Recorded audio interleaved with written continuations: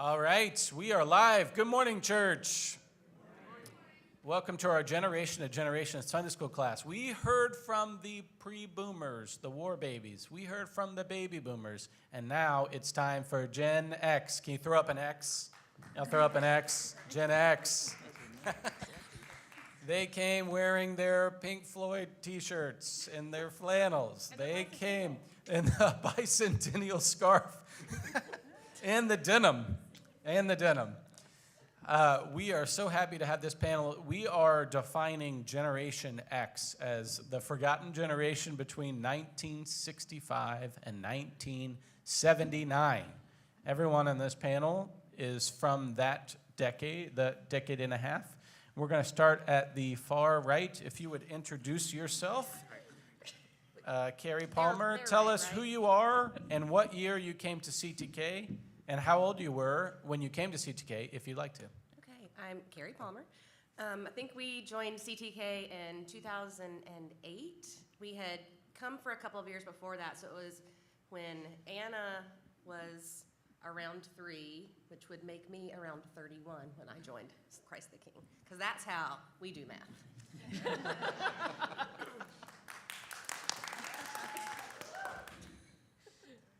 And I'm Cameron. I started coming to CTK 2009 when my fiance and I started shopping around for churches to go to. And so that would put me about the same age, 32, 31. All right. I'm Bill Green. I think we joined around 98, 99, which would make me, I was probably around 27 years old, I'm guessing, when we joined. So moved here. Both of us didn't live here, and we found Christ the King. Right on.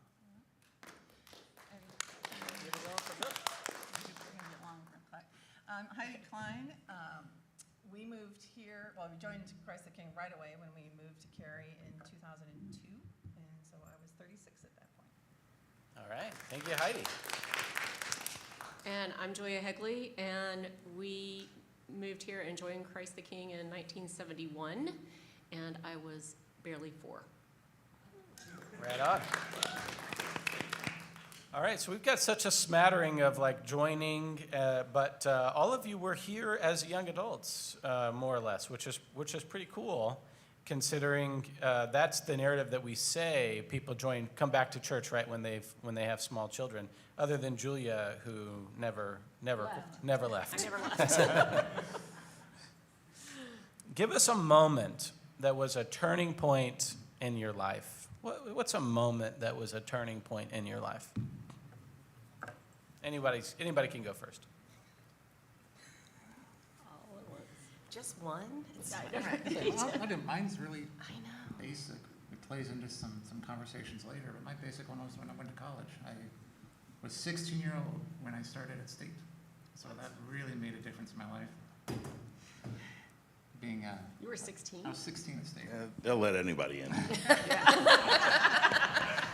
I don't recommend anyone else doing it. Academically, I was fine. I was not socially ready to be a that's hard. 16-year-old at college, but formed a lot of answers you'll hear later.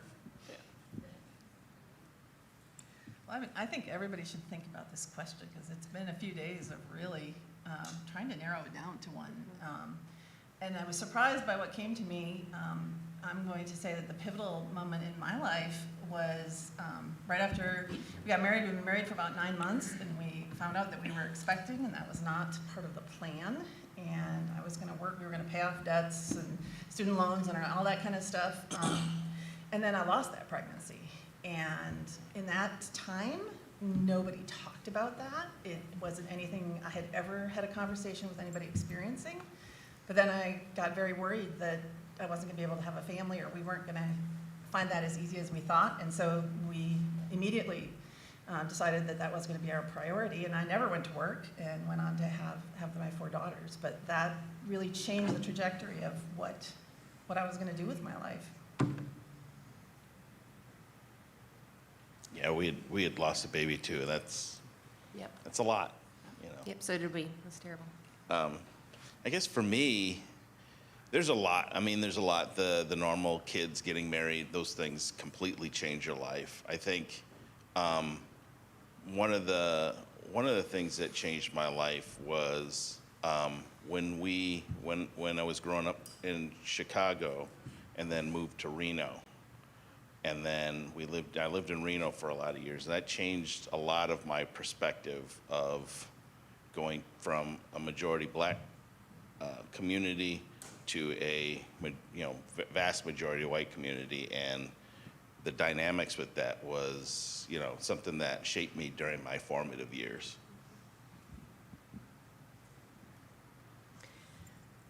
So I really wrestled with this question and trying to figure out, like you said, like pick one. And listening to the previous panels and some of the obvious ones, and obviously going to college was a huge thing, and exploring, experiencing independence for the first time. And this isn't really a pivotal, but it was a very significant point in my life. And I was in my early mid-20s, had been working for a while, worked for the state, worked downtown.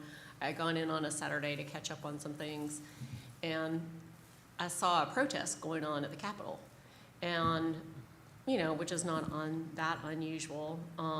They had some things, but I saw people dressed up like in overalls and freckles and kind of like country bumpkin things, and I couldn't figure out what was going on. And I asked somebody, I was like, what is going on? Who's protesting? And there was a KKK rally at the Capitol. That was shocking to me. I grew up in North Carolina. I grew up in the Triangle. For me, desegregation, even though it actually happened not too long before we came into school, for me, as a little kid, that was part of the history books, just like World War II and World War I. It was history, and we were done. And I grew up with kids from different races and backgrounds. Cary was kind of the melting pot even then. And to realize when I was in my early mid-20s that this was still a thing was shocking to me. And it had a big impact. I think I've wrestled with this question too. There's probably lots of really pivotal moments, and I kind of hate to say this because I know what everybody thinks about Brian Palmer, and he's wonderful. Y'all love him more than me. But I think meeting him, because I think I knew my trajectory was going to be a nurse and have a family and all those things, and really develop roots. But I think at that point I saw where it was going to go, and it felt like kind of the point where it was here, and then you move forward. I know, don't tell him I said that. We'll go on record. I'll go on record and say you're very lucky. And also, he's lucky. What you say? It's kind of a thing we got. Kind of an inside joke.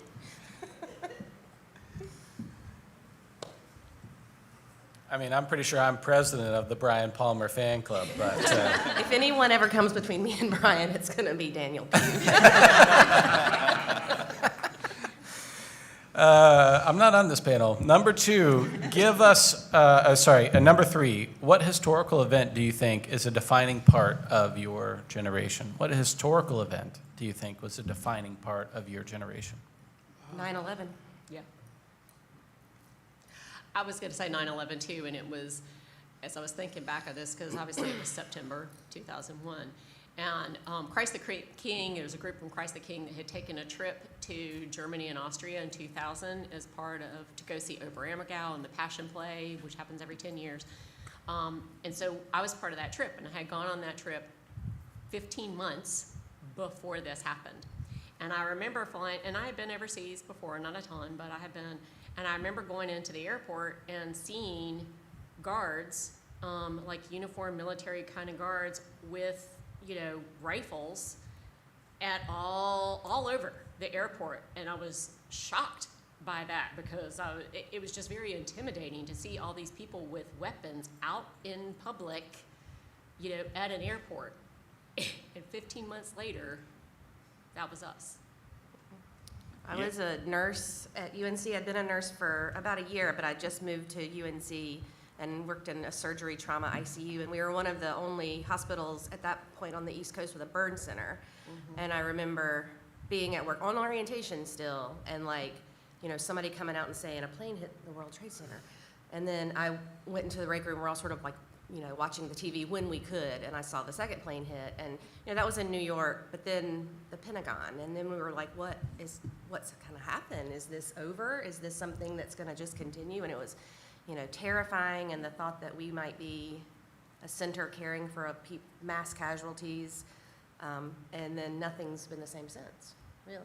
Yeah, I mean, how many of us remember like walking a friend to the gate when you would go to, like, you know, someone would leave, right? I remember walking my mom up to the gate, right, when she would take a business trip, and we would all just go on through, and like that doesn't happen anymore, right?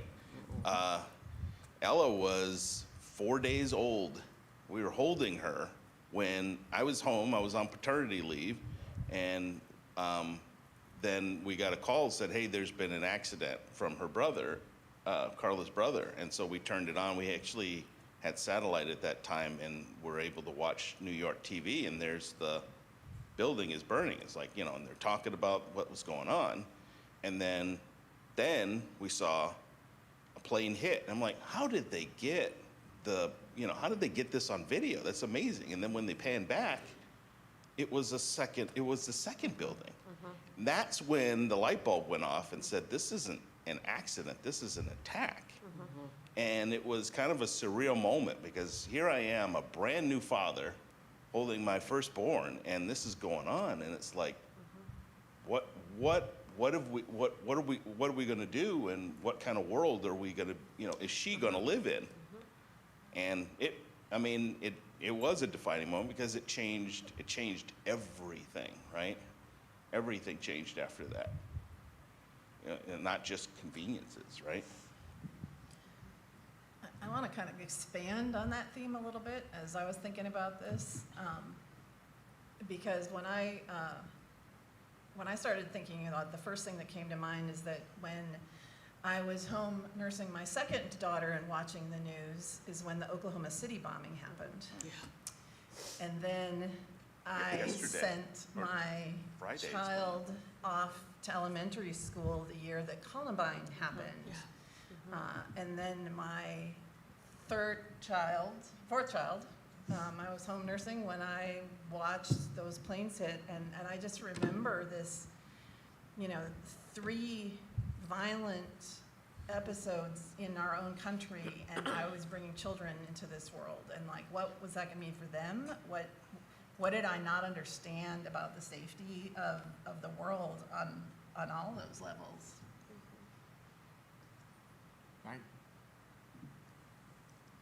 I don't know, I originally didn't want to take 9/11 away from the millennials, but the more I think about it, I could bookend it between Challenger and then 9/11. I was also sitting in front of the TV watching the second plane hit, and at the time, my brother was in the Marines, so that was my first thought after the second one hit, was what's going to happen to my brother? No, everything's changed since then. It really has. Yeah, I think back, and as you were mentioning all those different events, we really were really fortunate for much of our formative years to not have a lot of conflict. I mean, we came up, and I don't remember stuff going on with the Vietnam War. I can remember as a kid kind of, you know, it being a topic, but I didn't really know anything about it. And fortunately, we had kind of transitioned away from that. And as a kid, we were, you know, I just remember a lot of stuff about the bicentennial and, you know, all the big hoopla around the nation's 200th anniversary. But we really were pretty protected from a lot of that until our early 20s or mid-20s, yeah. I'll go in a different direction and talk about the O.J. Simpson trial. That was the answer that we were looking for, so thank you. Thank you. Appreciate that. I mean, 9/11 happened when we were young adults, right? And so we were the ones stuck with this problem that was going on, because we were all of a sudden adults, and then all of a sudden this is all going on. But the O.J. Simpson trial was in college, and that was interesting. That was something that divided the country in a lot of different ways. And my daughter had a friend that asked, can you write a little something about the O.J. Simpson trial, and how important that was, This was some years ago, and I kind of thought about it, but I wrote her a long essay about it. I ended up pouring out a whole bunch of things, and it brought back a whole lot of thoughts around that, and a lot of it was centered around the fact that, it had an element, a large element of race in it, obviously, right?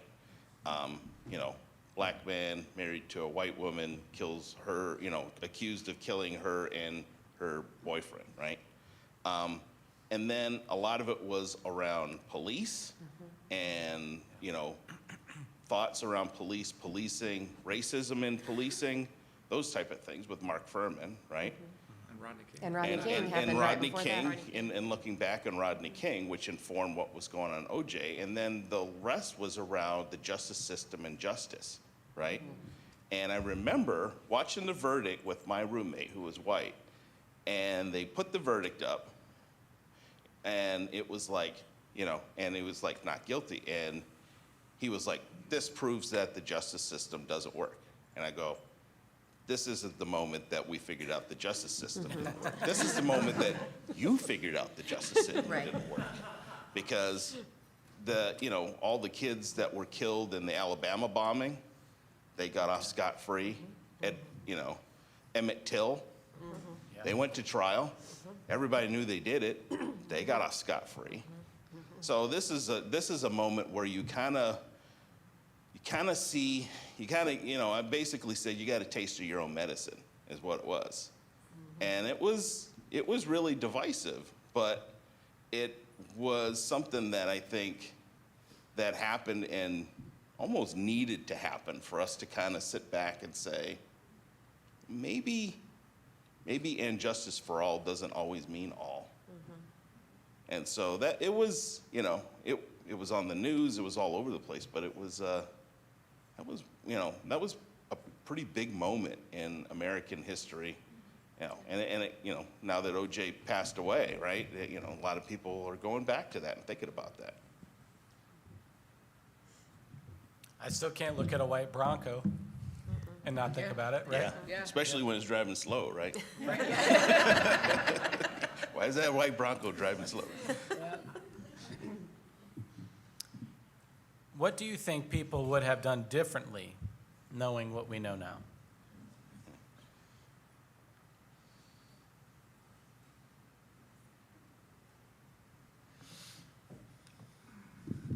They probably would have started implementing a little bit more safety precautions in, not just in air travel, but in a lot of places, in schools and all these other places where we've seen violence in the way that we've seen it.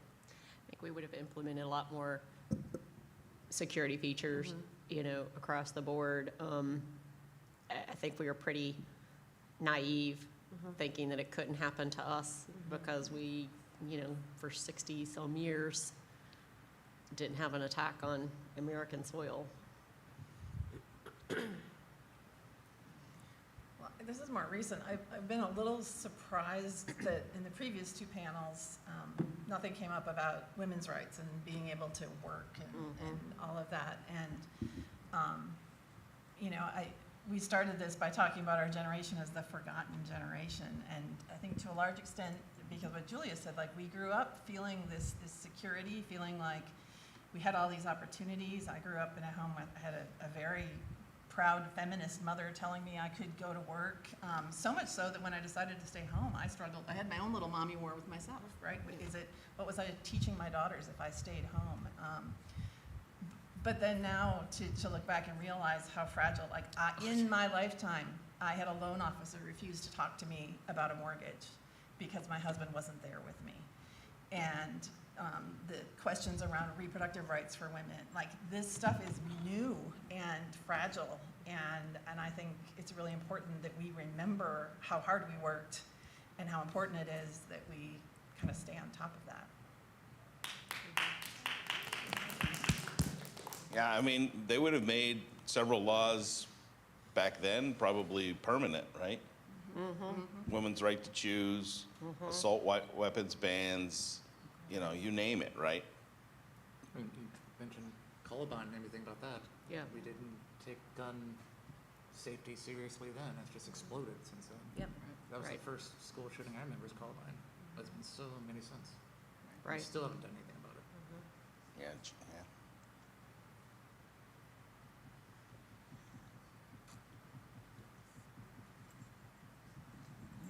Next. Next. It meant a lot. Something happier? I would have Yeah, looked are up there the happier lottery numbers, right? Right. What invention do you think about now that would be hard to go back and do life without? Internet. I was gonna say That was internet. my joke. That That's was what I was mine. gonna say.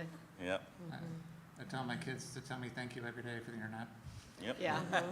Well, it was funny because Or when I Al was, Gore, thank Al Gore. I don't know if you know this, Or but he what went to you college when he was think Al 16 and invented the internet. True story. well, it's funny because I was thinking about this and internet too, and you know, my kids are in high school, and I can remember in high school doing research for a paper, and you know, your resources. I know you're laughing because you remember, right? Like we literally, I don't even know if I've told my children this. Like I remember in my senior year having to do some research, and we didn't have it at the public library or whatever I needed, so I had to contact a friend of mine who I knew was a student at State, who got me on campus to go into the stacks to check out books to whatever so I could do my paper, and having all these books from NC State, which fortunately I had access to, and I didn't live in a rural part of North Carolina, and that's how I got my resources. And so I don't have a whole lot of sympathy when my children say, I couldn't find any information on this, because like, you gotta be kidding me. Yeah, we were just having a conversation with our youngest daughter this weekend about our sets of encyclopedias, because we actually have 2 sets Yeah. of encyclopedias in our house, right? And how she couldn't even imagine having to rely on that. But beyond the internet, I would say the cell phone and the way that that has connected us. I remember when I was in college, you know, my mom and I had a time Set time. planned when I had to be back on my dorm floor, sitting by the hall phone for her to call me Right. once a week, you know. Right. And now I can track my daughters, right? Yeah. I know exactly where they are, and I get to video chat with my grandson, and I mean, I can't imagine not having that Yeah. opportunity. He's No more long distance. Remember? You get Yeah. the phone would Oh ring and be my like, gosh. Everybody's long The distance. phone bills. everybody, be, "Ooh, long distance. I knew all my friends' parents because I had to call and ask, is Brent there?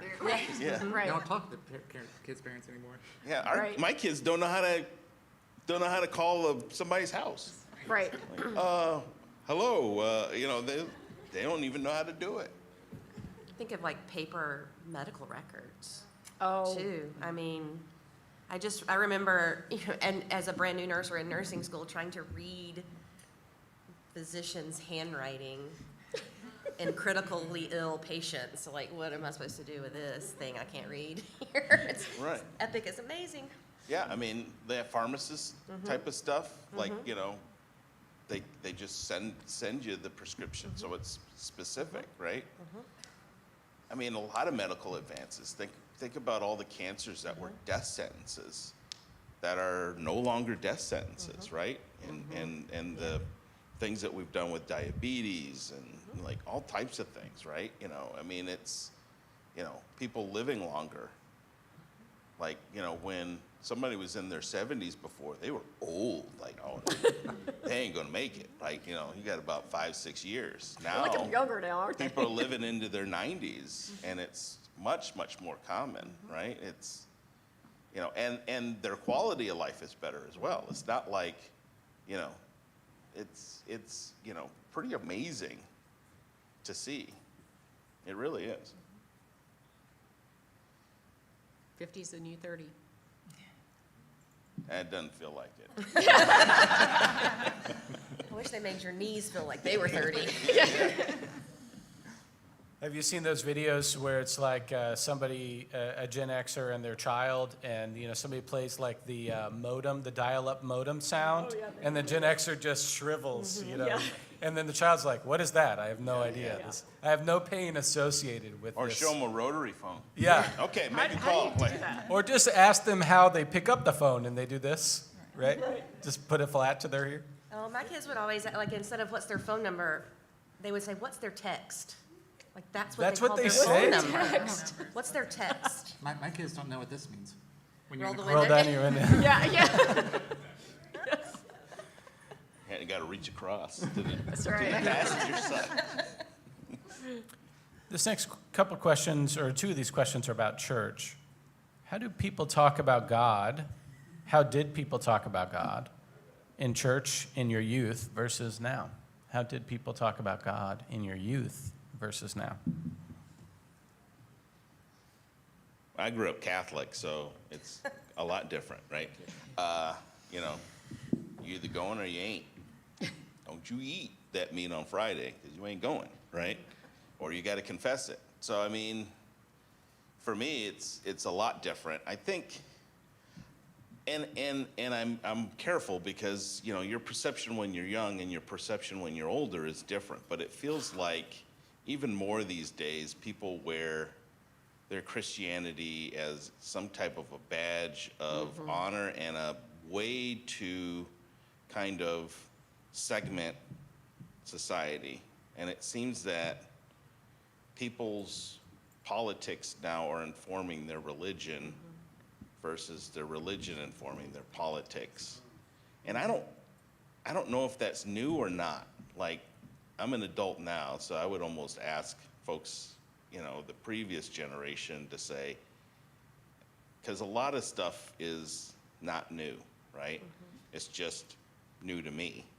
But it just feels to me like when I was young, I noticed less of weaponization of faith versus now that I'm older, it seems like it's weaponized in some way. And Do you think it's just because you were naive to it? I could I- be. I It feel very well like- could be. I feel like that's probably always been the way it is. Yeah, and I mean, you know, burning witches at the stake and everything. Ooh. But yeah, I mean, it just feels like we're on a cycle right now of that type of thing happening. I grew up Wesleyan. Does anyone know what Wesleyan is? It's like the Southern Baptist of the Methodist lineage. So, yeah, it was kind of a, you know, a really nice Jesus, but kind of a mean God, right?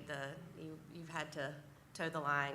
Probably similar to Catholic, just less standing up and down and stuff. You Yeah. could eat meat on Friday. Stand, kneel, sit, kneel. But if you danced or wore pants to church, that's where you lost it. So, Oh, yeah. yeah. I was Methodist as well, but not quite the Wesleyan Not Methodist, but Wesleyan we, Methodist. I don't know, I feel like we talk more openly about religion now. When I was a kid, you just went to church and you came home. And that's just what you did on Sundays. There wasn't a meaning behind it. So maybe that, like you said, Bill, maybe that's from just being an adult now. But as a kid, we just didn't talk about it. Yeah, I was gonna say something similar, even as a child, you know, of a pastor, church was very much just something we did, and, you know, Yeah, you were PK, yeah, that's right. you were there on Sunday mornings, and we didn't really talk about it outside of that. And I don't recall a lot of conversations with my friends about God or anything. It really wasn't until I came to Christ the King, you know, as a 30-year-old adult and started doing a Monday morning Bible study here that I feel like I sort of met God for the first time, and in my own personal life as something that I was going to embrace. Okay, I have a completely different perspective because I can remember, you know, as a kid, most of my friends went to church of some kind. Now, maybe they were somewhat active or they may have been Creasters kind of thing, but, you know, it also, I think there was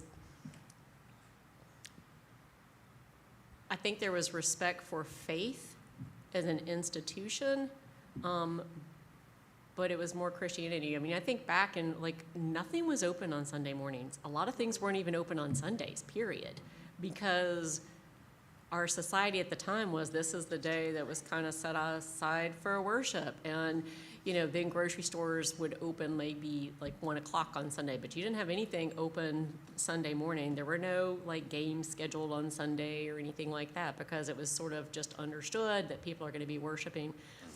And I do remember having conversations with my kids. I specifically remember in 6th grade having a conversation on the bus with different kids about like where you went to church. And I grew up in Cary, but Cary was a lot smaller then, a whole lot smaller then. And we are in the Bible Belt and in the Baptist Bible Belt. And, you know, Christ the King was the only Lutheran church. It was a lot smaller, and everything was Baptist and Methodist. And there was St. Michael's, and there were some Catholics, and people knew about Catholics, but I can specifically remember a friend, you know, we were talking about where you went to church, and I said, well, I'm in the Lutheran church, and they were like, Lutheran? What is that? Is that like a cult? It was such a foreign thing. I mean, everything was Baptist or Methodist. So, No Baptists without Lutherans. right?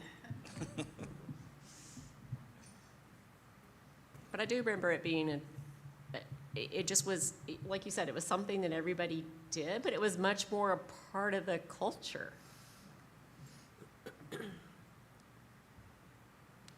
Hi, Brian. We was talking about you, Brian. All good things, all good things, all good things. How has your tastes changed? How has your taste in food, music, or culture shifted over the years? Well, music still rocks. Music's changed none, Snoop Dogg's none at still all. the best. I don't know. Snoop. I think my biggest change has been more cultural. So you mentioned the KKK in Raleigh.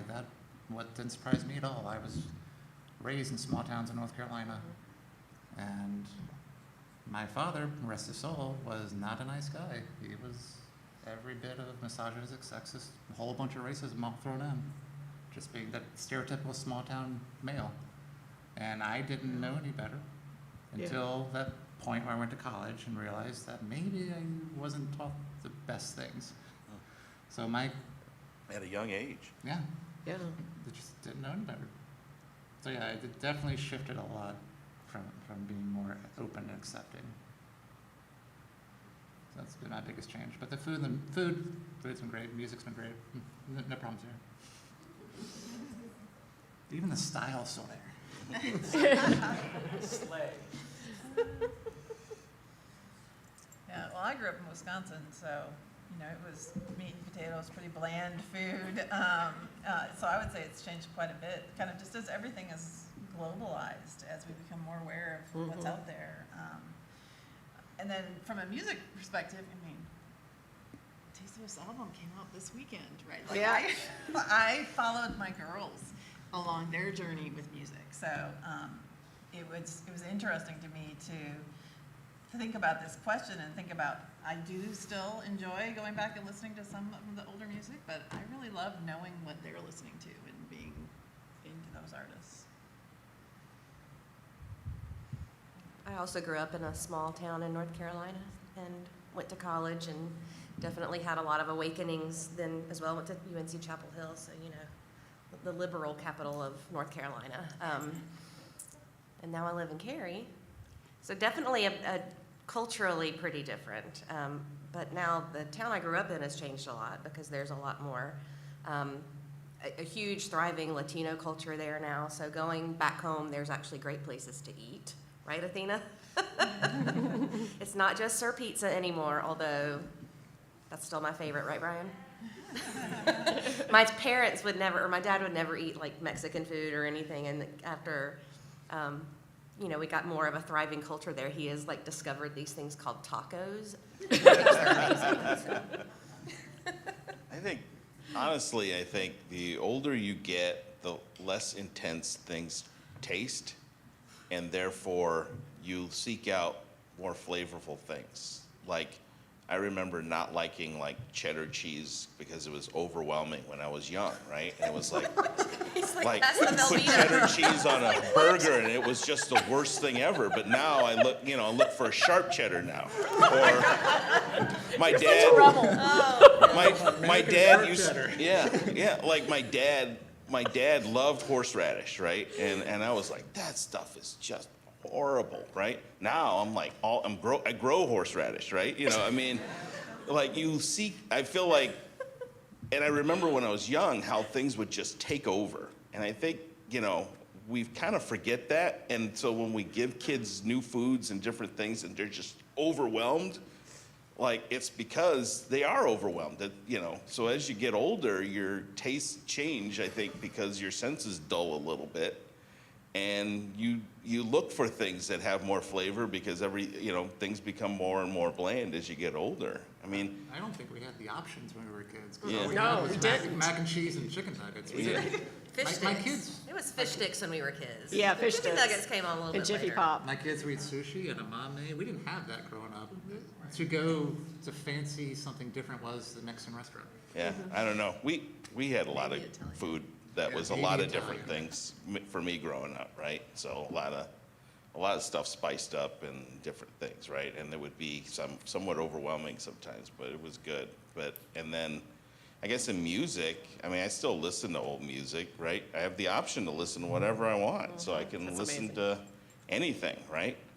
If I want to go back and listen to older stuff or stuff that's old even to me, right? I can do that. If I want to listen to new stuff, I can do that. I mean, you basically can pick and choose the things you want to listen to at these days, which is way different than, whatever came on the radio, or you put in you remember the mixtape? Yeah. Like you would be waiting, you request Wait. that song, right? You You would. called into the radio station, I want to have, I don't know, Beat And It then from you sit Michael there- Jackson or whatever, and then you right? record And it. You were waiting, right? Like Right. the song would come on, you'd be ready to hit record. Bam, you hit record, then you get that song, and then, the DJ be on the end and mess up the end of the song all that's the right. time, right? And then, but you listen to that, that was kind of, I love you did the two fingers, play and record. yeah, you Play gotta hit record, play and yeah. record. You can't just hit one now. Yep. I And remember, you better use two fingers, because if you think you could use one, you're gonna mess it up. That's right. Mess it up. I remember having conversations about, wouldn't it be amazing if we could just pick one song out and maybe, Yeah. Right? Yeah, you had And to you listen didn't to have the to whole fast forward album. it through the whole tape. Yeah, You could just push play and it would pop up. yeah, yeah. I mean, it was like, and then we could make mixtapes, Yeah. right? Right. Mixtapes was good, right? Because then you had the two tapes next to each other. Now you don't could have make to a press mixtape. anything. You And just if tell a somebody woman in a box. made what you you a were doing. mixtape, then they were. Yeah, that's that a big was deal. That was a big commitment, that Yeah. was a serious investment in your relationship, I your would make friendship, a mixtape, whatever. yeah. If somebody made you a Our mixtape, our mixtape, Yep. like and that took hours to do. Yeah. Especially use the big tapes. Right? Use the big tape, that's a lot of work. Like a 90-minute? That was a lot. It's a lot of work. But to have a girl reject your mixtape, boy, that stings to this day. Our kids are all like, what are 40 mixtapes? years later, still stings. Yeah, if the tape player messes it up and you gotta shove that pencil in there just to Yeah. wind it yourself. No. Oh, you knew how to fix stuff. Like, that was one of the things, like, you had to fix things. If you didn't fix things and it was broke, I'm not sending that to the repairman. That's gonna cost too much money. That's $50. I'm not spending $50 on that. So you're talking about, Cameron, you didn't mention your college job. Oh, Blockbuster, 4 years. Oh, yeah. Oh, yes. Manager, right? Yeah, managered all sorts of ones around here, from Mission Valley, Creedmoor. There's a solid chance that this man Wow. checked out a movie for you at Blockbuster Video. Absolutely. Yeah. Blockbuster. Walking in, deciding like what was the new release that you were gonna watch that evening. I was there for the transition from VHS to DVD. Wow. And the biggest VHS we had when it first came out was Titanic, the 2-1. Yeah. oh, yeah. Yeah. And it was a hot seller, I bet. I when that- mean, when that one came think out. about the excitement you had. I mean, how many of us were excited when Friday would come and your parents would say, "Well, let's get a movie," and you could go Yeah. to Blockbuster and get a movie? Like, you walk in there and it was like, and you were like, "Oh man!" And then when they started renting video games, like, Yeah. Yeah. And then you'd have to get to Blockbuster early because you know that they'd sell out. You Oh, go to yeah. Blockbuster first, then you go to Pizza Hut, then you go home and watch your movie. That was Well, even when And you, you take like, your reading card from Pizza Hut that has the stamps on it to get your free personal pizza. Yeah. yeah. well, even the fact that you got a VHS, because I can remember that was a big deal in high school. VHS, I mean, like, or VCRs? no, this is before VCR. This is VHS. Before, and it was like, they were astronomically expensive, so not everybody had one. And no, the video player. Yeah. The video player, yeah, before the recorder and the player. I mean, you remember that? I mean, because like you would have like a video player that you could record stuff on and, Oh, yeah. videotape things. Well, yeah. But as kids, we didn't have that. I mean, it was like, it was like in high school when we started to My have friends had one in the 70s, so it was probably about this big. Yeah. And it had a little tiny tape at the top, and it had 3 buttons. That's all it had. Yeah. Didn't have a clock or nothing. Right. And you would put that joker in, and we watched Superman, Yeah. until the tape just fell apart. Right. Be kind, rewind. Be kind. Yeah. All right, we're going to do this last question, sort of both of these questions together. How has your faith grown, and what fills you with hope? You can answer both or one or the other, but really interested to hear those. And the challenge, of course, is to offer a word of hope here, which hasn't yet come up in the panel discussion. What gives me hope and what has grown my faith is working with the youth. Especially, I don't know if it's youth everywhere, but especially here in this church. They are just amazing. They're so engaged with what's going on in society. They are accepting. Especially those 4 right there. Yes, I see you. No, it really warms me and gives me hope for the future that these kids are okay. They know what they're doing. I think growing up in the church that I did, where, it was a punishing God and faith was a very, slippery slope, that now that I'm in a church like this, and not even our church, and a lot of faith communities that I'm seeing now that give the message of hope and the message of walk like Jesus, and the message is that all are welcome, and I didn't grow up with that. And I think that was a hard way to develop faith as a young person, and I can just see the way that our children are growing in their faith, which is so different than how I was able to do that, and I think that's what gives me hope. I think for me, faith-wise, was when I came to CTK and I sat through a thing where Pastor Ray had taught our confirmands about grace and how grace is a free gift, and kind of demonstrated it. And I do that whenever we do grace in confirmation still. But that really stuck with me because I didn't grow up with that, right? So grace was like, that wasn't a thing. And when I came here and I learned about it, and I was like, oh, well, it's all logical now. It makes sense, right? And that is so freeing, because then you're not doing things to not go somewhere. You're doing things because you're going somewhere, right? And that is really freeing. I mean, I think it's the same, like our kids, right? And it's our kids here. I see the kids at the high school. I see kids all over the place. They're what give me hope, because, they're not going to fix everything, right? And, just like they said against us on Gen X, we were lazy, disrespectful. And this is when we were coming up, that we don't respect tradition. We just worry about watching TV and our Walkmans, right? All those different things. And, we grew up, and now what do? We complain about, the other kids, the millennials and Gen Zers and everybody else. They're lazy, they're disrespectful, they don't respect tradition, right? My dad told me, he was like, when I told him about this, reading an article, he goes, that's just old people complaining about young people. Like, he's a World War II vet, and they complained about his generation when he was young. Like, every year, everybody complains about the young people. Congratulations, you're old now if you're complaining about that. If you're complaining about the younger generation. Well, I'm going to jump on the CTK bandwagon for this question, because what gives me hope is this space, is seeing the young kids that are growing up in a church where they see diverse preachers, diverse leaders.